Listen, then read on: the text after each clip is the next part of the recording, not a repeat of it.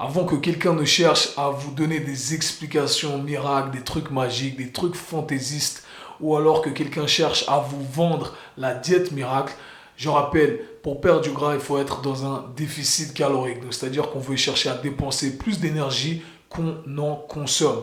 Mais ceci étant dit, aujourd'hui, je vais essayer de vous donner 5 raisons pour lesquelles éventuellement vous n'arrivez pas à maîtriser ou à comprendre ce concept de déficit calorique. Alors, la raison numéro 1 pour laquelle vous n'arrivez pas à respecter ce déficit calorique qui vous permettrait de perdre du poids, c'est que vous ne gérez pas bien votre consommation de nourriture tout au long de la semaine. Qu'est-ce que j'entends par là? Vous avez sûrement entendu parler de ce concept du cheat meal, un concept que je ne pratique pas, que j'ai pratiqué par le passé et qui ne marche pas pour tout le monde. Pourquoi? En tout cas, qui ne marche sûrement pas pour ceux qui ne traquent pas précisément ce qu'ils mangent. Donc, le concept du cheat meal, c'est simple, c'est de se dire, je vais consommer toute la semaine de manière à créer un déficit, donc je vais consommer moins d'énergie que ce que j'en consomme du point de vue de ma base de référence, et le week-end, je vais manger ce que je veux manger. Certains appellent ça un cheat meal, donc ils font ça sur un repas uniquement. Certains le font sur un- une journée entière, un cheat day, ou certains transforment ça en un cheat week-end. C'était mon cas et c'est le cas de la plupart d'entre vous, j'imagine. Donc, qu'est-ce qui se passe à ce moment-là? Essayons de comprendre vraiment ce qui se passe avec des chiffres. Donc, imaginons que ma base de référence soit 2000 calories. C'est-à-dire qu'à 2000 calories, quand je consomme 2000 calories, je ne prends pas de gras et je ne perds pas de gras. C'est ma base. Voilà, c'est là où je suis stable. Maintenant, la semaine, la plupart des gens vont se dire, OK, je vais créer des restrictions et je vais manger moins. Donc pendant la semaine, ils vont manger moins et vont créer un déficit, je ne sais pas, on va dire 500 calories. Encore une fois, ça ce sont pour les gens qui mesurent, plein de gens qui ne mesurent pas.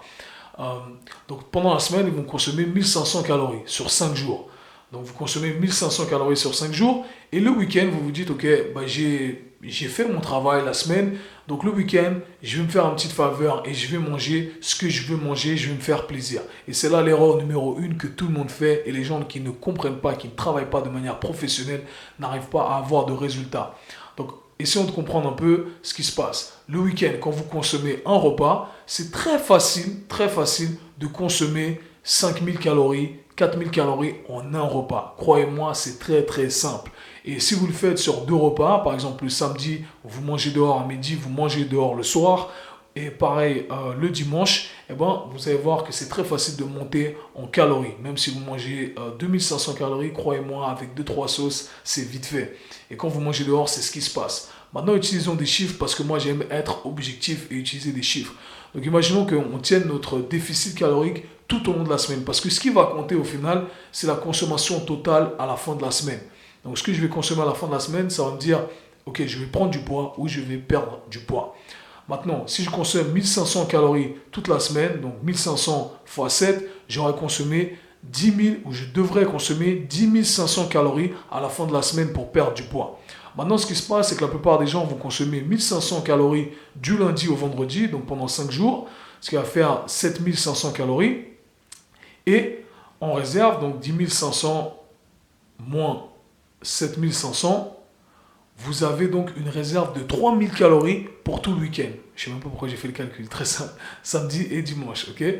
Et ce qui se passe, c'est que comme j'ai dit, en un repas, en un jour, on va se dire qu'en un jour, un samedi, on va consommer 5000 calories. Et dimanche, on va consommer 5000 calories également parce que c'est brunch day, on s'envoie des pancakes, etc., etc. C'est-à-dire qu'on aura consommé 10 000 calories en plus que le week-end. Alors que notre consommation totale durant toute la semaine aurait dû être 10 500 calories pour pouvoir perdre du poids. Alors, on se retrouve avec un total de calories de 17 500 calories. Ok? J'espère que j'ai fait le truc juste sur live, là, j'en vois.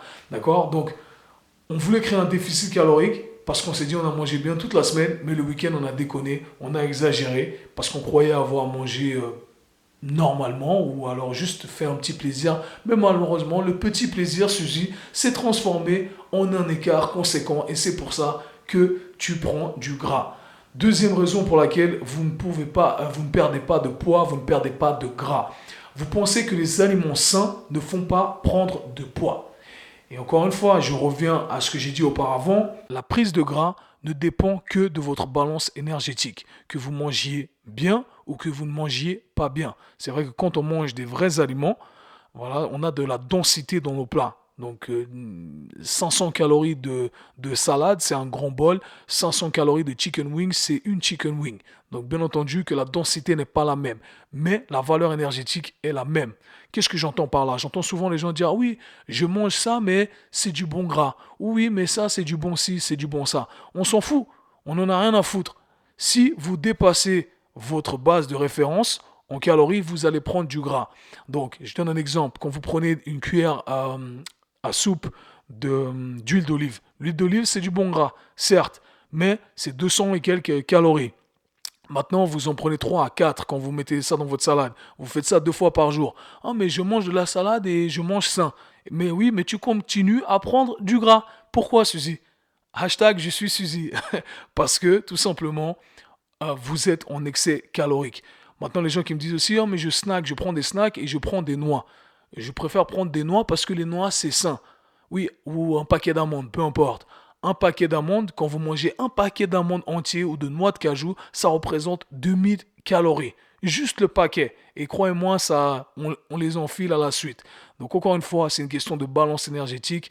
Il n'y a pas de discrimination envers les aliments quand il s'agit de valeur énergétique. Donc les aliments sains comme les aliments pas sains, ce sont des calories. Et si vous dépassez votre base de référence en calories, eh ben vous allez prendre du gras. Et c'est comme ça que ça fonctionne. Donc oui, les bons aliments, les bons gras, les bons ci, les bons ça, ça fait prendre du gras si on est en excès calorique.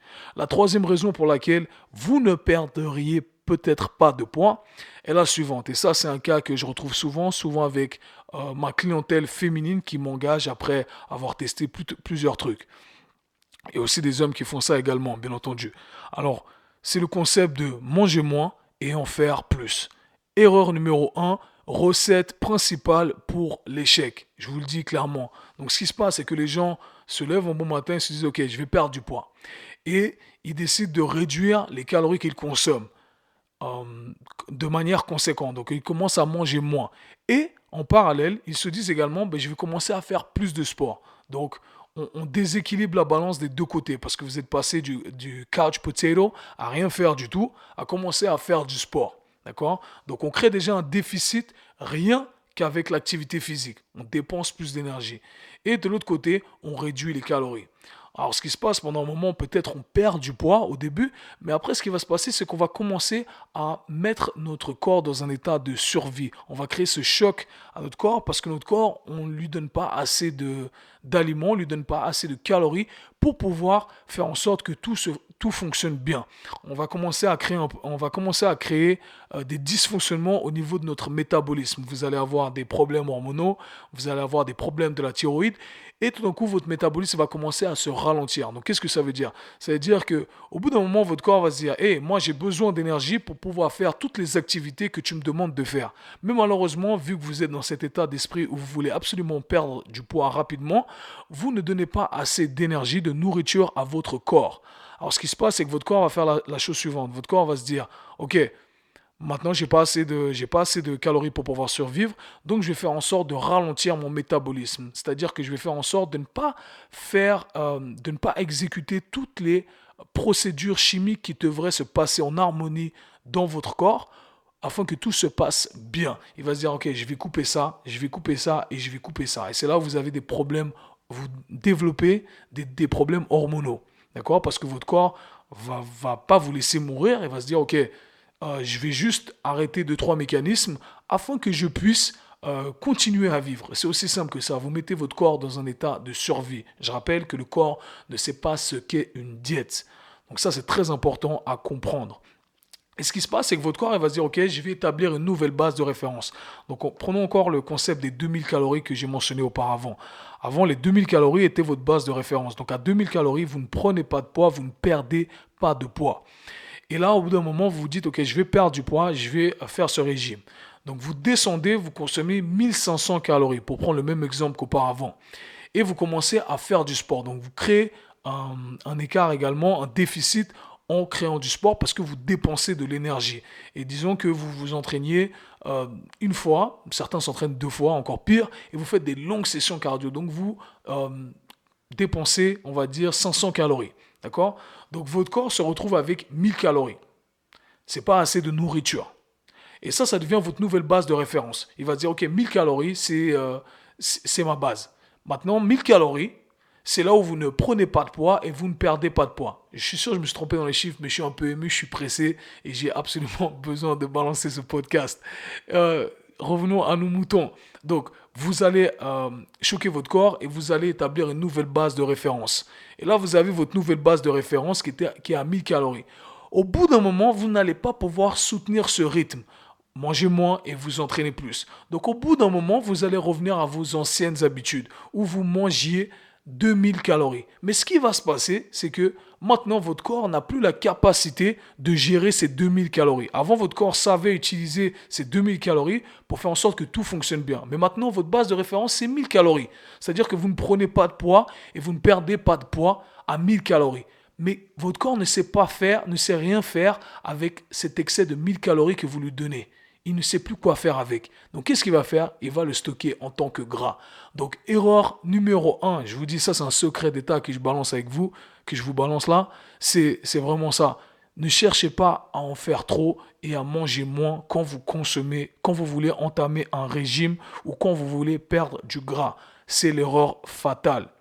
La quatrième raison pour laquelle éventuellement vous ne perdez pas de poids, c'est que vous ne dormez pas assez. Le sommeil, c'est super important. Pour ceux qui n'ont pas écouté mon podcast sur le sommeil, le podcast numéro 11, l'importance du sommeil et de la récupération. Je me penche plus du côté récupération. Mais ceci étant dit, le sommeil, c'est primordial pour votre corps. Pour que tout se passe en harmonie, votre corps a besoin de se reposer. Mais ce qui se passe au niveau de l'alimentation, quand on regarde le sommeil, c'est que quand on est en manque de sommeil, on va dérégler la balance qu'on a entre deux hormones qui sont responsables de notre sentiment de faim et notre sentiment de satiété. Ces deux hormones sont appelées ghrelin et leptine. Donc, ghrelin, c'est cette hormone qui nous envoie un signal de faim. Donc, quand on a faim, on a cette production d'hormones, on a ces récepteurs de ghrelin qui nous disent « Ok, là j'ai faim, il faut que tu me donnes à manger. » Et on a son opposé, leptine, qui tel va vous envoyer ce sentiment de satiété et qui va vous dire « Ok, là je suis plein. » Donc c'est cette hormone-là qui vous dit « Ok, c'est le moment d'arrêter de manger » ou c'est cette hormone qui vous dit éventuellement que vous n'avez pas faim à un moment précis. Mais quand on ne dort pas assez, eh bien on a ce dérèglement. Ce qui se passe quand on ne dort pas assez, c'est qu'on va chambouler cette harmonie entre ces deux hormones, leptine et ghrelin, et votre corps va commencer à booster cette hormone ghrelin qui va vous donner encore plus faim. Donc c'est pour ça, ces jours-là, quand vous vous levez et vous êtes fatigué, vous n'avez pas assez dormi, vous avez faim. Vous avez envie de manger du sucre. Tout simplement, ça a une explication hormonale. Encore une fois, mon but, c'est de vous donner des explications scientifiques et pas de vous balancer des trucs au hasard. La dernière raison pour laquelle éventuellement vous n'arrivez pas à perdre de gras, c'est parce que vous ne faites pas de musculation. J'insiste, la musculation c'est super important pour plusieurs raisons. C'est pas que pour l'aspect esthétique. Quand vous faites de la musculation, vous placez un stress sur votre corps et vous demandez à votre corps de créer des nouveaux tissus. Quand vous créez des nouveaux tissus musculaires, eh bien vous allez augmenter, vous allez booster votre métabolisme parce que les tissus musculaires placent une grande demande métabolique sur votre corps. D'accord? Et en gros, ce que ça veut dire, c'est que plus vous avez de muscles, plus vous consommez de l'énergie au repos sans rien faire. Et c'est pour ça qu'encore une fois, vous pouvez voir ces bodybuilders qui s'envoient des calories, des calories et des calories. Même s'ils ne s'entraînent pas, ils ont une base de référence qui est très élevée parce qu'ils ont une grosse quantité de muscles qui demandent constamment de l'énergie. Donc voilà, faites de la musculation à un certain niveau, encore une fois, ce qui vous correspond à vous, mais c'est très important. Pour ceux qui auraient des dérèglements métaboliques, je ne conseille pas de faire plus de cardio. Encore une fois, il y a différentes modalités de cardio qu'on peut utiliser. On peut individualiser chaque chose, bien entendu, mais ne cherchez pas à faire des longues sessions de cardio et manger moins. Je reviens au point 3 que j'ai mentionné tout à l'heure. Donc voilà, j'espère que ce podcast vous aura aidé. Voici 5 raisons pour lesquelles ou à cause desquelles vous n'arrivez pas à perdre du gras. Donc essayez de travailler sur ces raisons-là, essayez de comprendre un peu plus comment ça se passe, engagez un professionnel et vous allez comprendre plein de choses et vous allez savoir arranger vos calories, votre consommation, votre alimentation de manière générale. Et yo, c'était le K-Sui Show. Ici, on parle nutrition, fitness, lifestyle, développement personnel. Le tout pour vous apprendre à être la meilleure version de vous-même. Encore une fois, mon but, c'est de partager mon savoir que j'ai accumulé au fil de toutes ces années et de vous le transmettre gratuitement. Je veux donner parce que j'aurais voulu avoir ces informations-là à l'époque. Donc voilà, utilisez-les. Partagez le podcast, partagez l'information, ça va m'aider à grandir et à vous donner encore plus parce que c'est le but du K-Sui Show. Dans tous les cas, nous, on se voit bientôt. Peace. C'était le K-Sui Show. Si vous avez apprécié le podcast, abonnez-vous, partagez-le avec vos amis. À très bientôt. Peace.